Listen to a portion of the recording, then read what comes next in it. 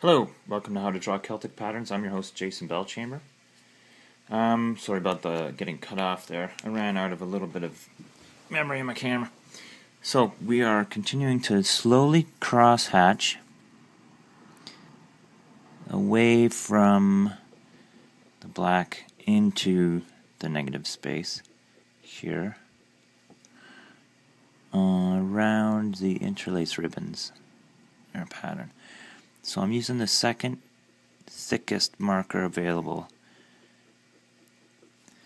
Usually I find if you have 3 markers in different thicknesses, you start over the pencil with your thinnest, then you erase, and then you cross hatch in your negative space, and then you start to even out the lines that make up the ribbon. You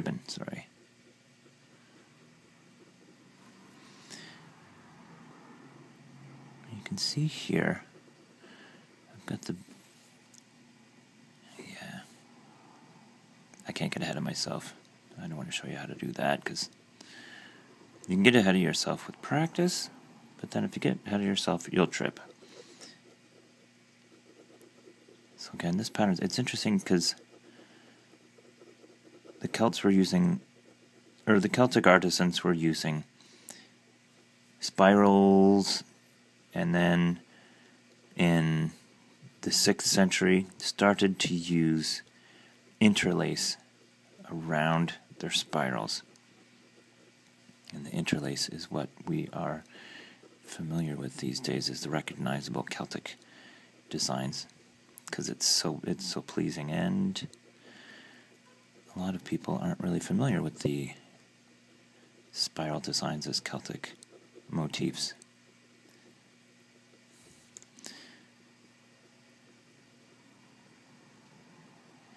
Doing the negative space there.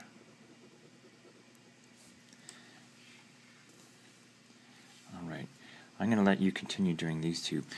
What I'm going to do right now is to start smoothing the designs.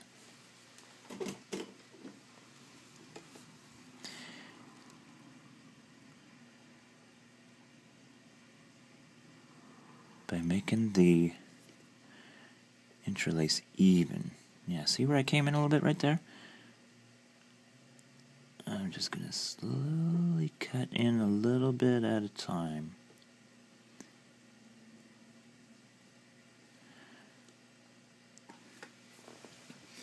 You can rotate your piece. What I'm going to do is actually walk around the piece, because the curve of my hand likes to go in a certain direction.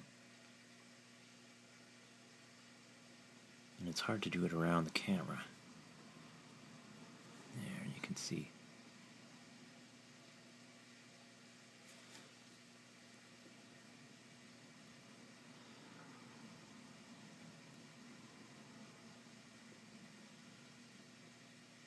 As I draw this, I'm trying to keep aware that I want to keep it as this line as even as possible by just going over it a little bit at a time and cutting into the positive space and making it thicker, the little black line, a little bit thicker each time I do it. Another secret technique that we as modern day artists have is using photography. And what we can do is shrink this a little bit.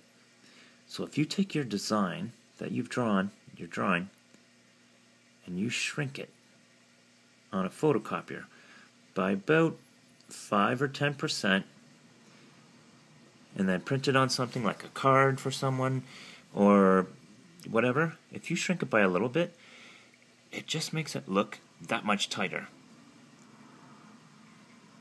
And this is one thing I learned that cartoon artists do, like the Saturday morning cartoon artists.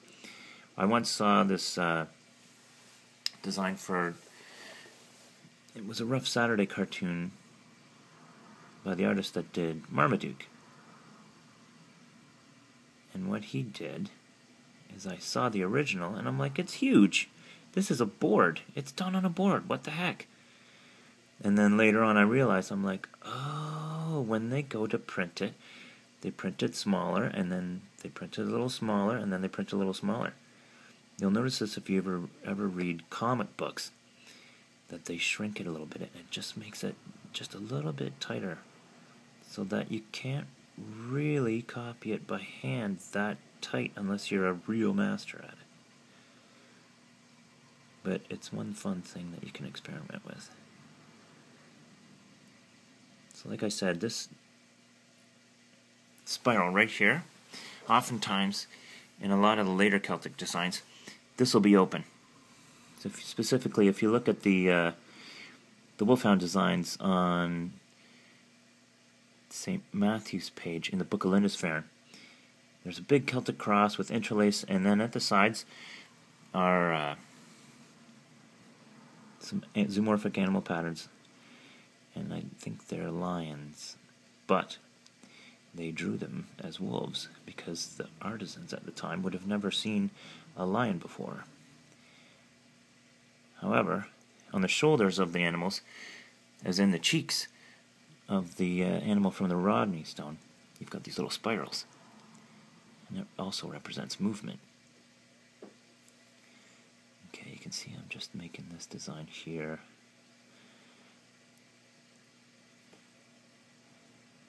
A little thicker. There, see? The interlace is getting smoother and smoother.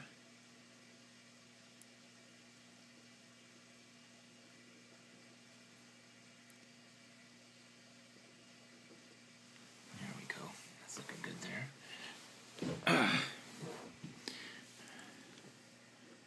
One more spiral.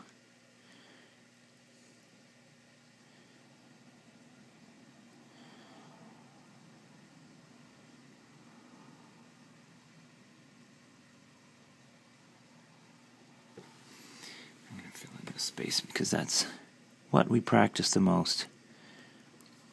It's doing interlace.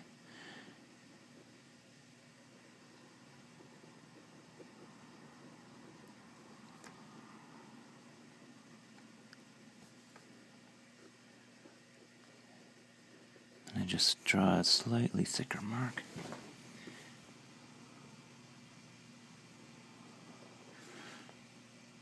Stay in the lines in the positive space.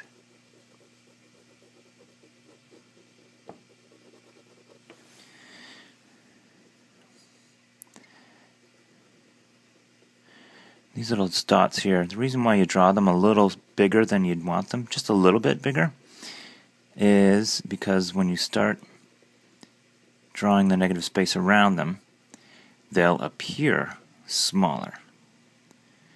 Because the negative space is that much more powerful, and it really overrides. So you want to keep it balanced. So the way to do it is draw it a little bit bigger, and then you can cut in a little bit.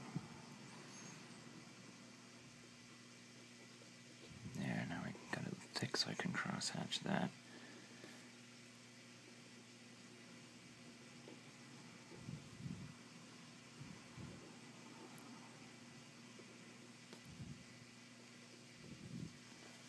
Alright, let's take a little break, and I'll do one more segment after this.